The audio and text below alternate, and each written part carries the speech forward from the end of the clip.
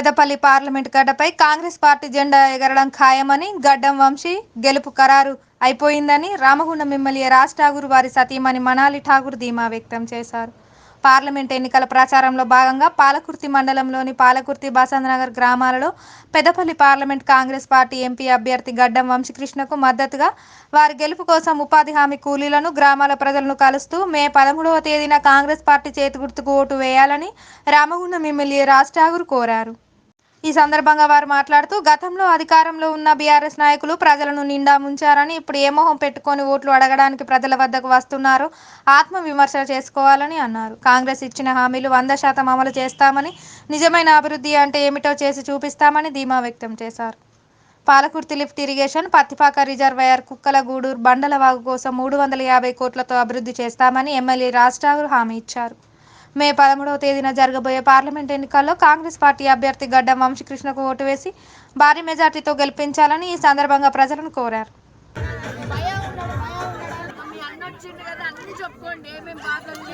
ఒక స్థానిక ఎమ్మెల్యేని తెచ్చుకున్నాం. గతంలో ఏ రిజర్వేషన్ ఉన్నప్పుడు ఇప్పటి వరకు కూడా స్థానికుడు ఎవ్వడికి అవకాశం ఇవ్వలే. మొదటి స్థానికుడిని నేనే కాబట్టి గతంలో ఉన్నటువంటి శాసనసభ్యులు ఒక్క నయా పైసా తేకుండా నిర్లక్ష్యం వహించి అతిపెద్ద నగరంగా మారాల్సిన మన ఊర్లు చిన్నగా ఇలా ఉపాధి లేకుండా, పని లేకుండా, ఈ ప్రాంత అభివృద్ధి లేకుండా జరగడానికి కారణం దానివల్ల కూడా జరిగిందని నేను భావిస్తా ఉన్నా. కానీ ఇక భయపడాల్సిన అవసరం లేదు. ఇలా మీ కుటుంబ సభ్యుడు, మీ స్థానికుడు, మీ రక్షకుడు వచ్చిండు. నమ్మకంగా చెప్తా ఉన్నాం. ఇలా 3 నెలల 20 రోజులు ఇలా ప్రభుత్వం వచ్చి, కానీ 20-30 రోజుల నుంచి ఎలక్షన్ కోడ్ వచ్చి 3 నెలలుగా ఏం పని చేయలేకపోతున్నాం. కానీ ఇక 90 రోజుల్లో ఎప్పుడు లేని విధంగా 15 సంవత్సరాల నుంచి నయా పైసా రాని ప్రాంతానికి ఇలా 260 కోట్ల రూపాయలు తీసుకొచ్చినామని చెప్పి గర్వంగా చెప్తున్నాం. నిధులు ఇవాళ మన పల్లె ప్రాంతానికి ఈ ఒక్క మండలానికే 12 కోట్ల రూపాయలు డిఎంఎఫ్టి, 2 కోట్ల రూపాయలు ఈజీఎస్, 14 కోట్లతో ఈ ప్రాంతాన్ని అభివృద్ధి చేయడానికి, రోడ్లు డ్రైనేజ్ చేయడానికి కార్యక్రమాన్ని తీసుకున్నాం. 17 కోట్ల రూపాయలు ఈరోజు ఈ మండలానికి అభివృద్ధికి ఇచ్చినాం. పక్క మండలానికి 20 కోట్లు ఇచ్చినాం. మేమందరం కూడా కొట్లాడింది మన నీళ్లు మనకు కావాలని పోరాటం చేసినాం. మీరందరూ కూడా నాకు సహకరించారు, నన్ను ఆదరించారు, ఆహ్వానించారు. నాతో పాటు కథం కొడుతూ ముందుకు నడిచారు. ఇవాళ 10 సంవత్సరాల రాజశేఖర రెడ్డి గారు చనిపోయిన తర్వాత ఎల్లంపల్లి భూములన్నీ కూడా మనం త్యాగం చేసి మొత్తం తెలంగాణకు ఇవాళ నీళ్లు అనుకుని ఉన్న మిగులు భూములకు మనం నీళ్లు రావాలంటే రాజశేఖర రెడ్డి గారు ఒక్క మాట చెప్పారు, మీ ప్రాంతానికి నీళ్లు ఇచ్చిన తర్వాత తీసుకుపోతా అన్నారు. పాపం ఆయన చనిపోయిన తర్వాత, వెంకటస్వామి గారు చనిపోయిన తర్వాత పట్టించుకున్న నాది లేక ఈ ప్రాంతానికి నీళ్లు రాలేదు. ఎల్లంపల్లి బండలవాగు ప్రాజెక్టు వచ్చే నెలలో ప్రారంభం చేస్తాం. ఆ ప్రాంతానికి కుక్కలగూడూరు, పుట్టూరు, జయ్యారం దాకా నీళ్ళు ఇస్తామని చెప్తా ఉన్నా.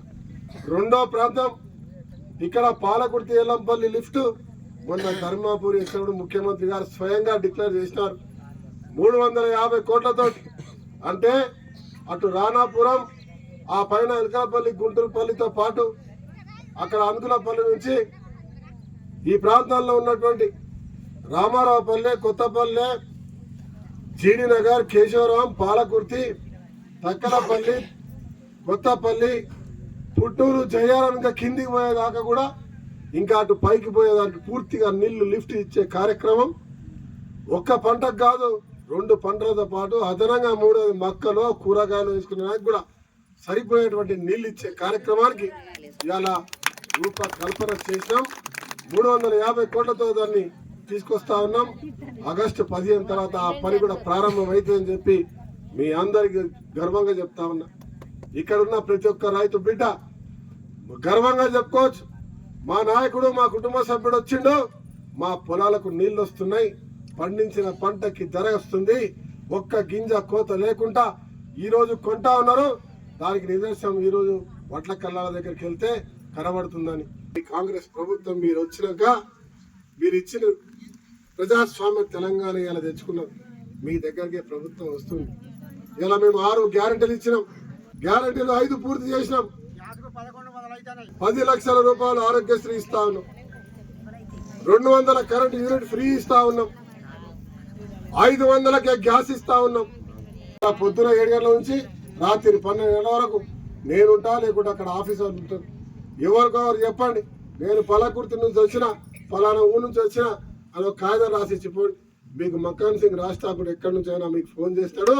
ఎవరైతే నా దగ్గర తీసుకురారో, ఒకవేళ అశోక్ తీసుకురాకపోతే అశోక్ ప్లేస్ లో ఇంకో అధ్యక్షుడు వస్తాడు. ముఖ్యమంత్రి రేవంత్ రెడ్డి గారి యొక్క ఆదేశాలు ఏదైతే ఉన్నాయో దాన్ని తూచా తప్పకుండా పాటిస్తూ మా మంత్రి శ్రీధర్ బాబు గారు మరి నాతో పాటు ఉండి ఈ ప్రాంతాల్లో ప్రతి ఒక్క సంక్షేమం నేను చేస్తున్న పోరాటానికి సహకరిస్తా ఉన్నారు.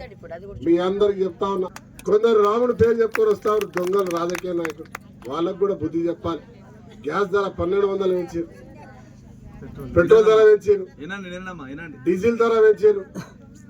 మనం పోయే రైలులు ప్రైవేట్ వాళ్ళకి అమ్మారు, మనం పోయే విమానాన్ని ప్రైవేట్ వాళ్ళకి అమ్మారు.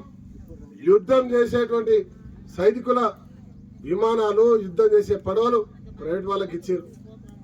ఇవాళ దేశంలో ఎల్ఐసి, మనం కట్టుకునే ఎల్ఐసి ప్రైవేట్ వాళ్ళకి ఇచ్చేసి, బ్రిటిష్ వాళ్ళేమో దోచుకపోతే మన తాతలు ముత్తాతలు పోరాటం చేసి స్వతంత్రం తెస్తే ఇవాళ దేశాన్ని ఇంత పైన పెడితే ఆ దేశాన్ని అమ్మేస్తాడు.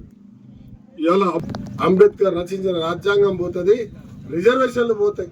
ఇలా దళితులు ఉండరు, బీసీలు ఉండరు, ముస్లిం ఉండరు, క్రిస్టియన్ ఉండడు, ఏ ఒక్క రిజర్వేషన్ ఉండదు. డబ్బున్నోడే ఉంటాడు. పేదవాడి నోట్లో మన్ను కొట్టే కార్యక్రమానికి ఇవాళ బీజేపీ కుట్రతో వస్తాను. రైతుల మీద దాడి చేస్తూ ఢిల్లీలో మా పండించిన ధరకు ధర ఎరగాలి, మాకు న్యాయం చేయాలంటే రైతులను చంపేసి రైతు మీద చట్టం తెచ్చిండు, రైతులు మాట్లాడొద్దని. ఇలా కార్మికులు మాట్లాడితే కార్మికులు కూలీలుగా ఉండాలి కానీ ప్రశ్నించడానికి హక్కు లేదు. 12 గంటలు కాదు 15 గంటలైనా పని చేయాలంటా ఉన్నాడు. సరైన పనికి సరైన వేతనానికి ఇవాళ మనం పోరాటం చేస్తే అవి కూడా ఉండొద్దని చట్టం తెచ్చిండు. ఎవరైనా యూనియన్ పెట్టి కొట్లాడితే ఇక్కడ మనోహర్ రెడ్డి, ఇక్కడ సమ్మయ్య కొట్లాడుతారు. నెక్స్ట్ టైం బీజేపీ వస్తే ఎవరు పోయి జిందాబాద్ కార్మికుడు అన్నాడు అనుకో, ఇద్దరు కూడా సంవత్సరం జైల్లో పోతారు. ఆ రకంగా చేస్తా ఉన్నారు. మరి ఒక్కసారి ఆలోచించాలి.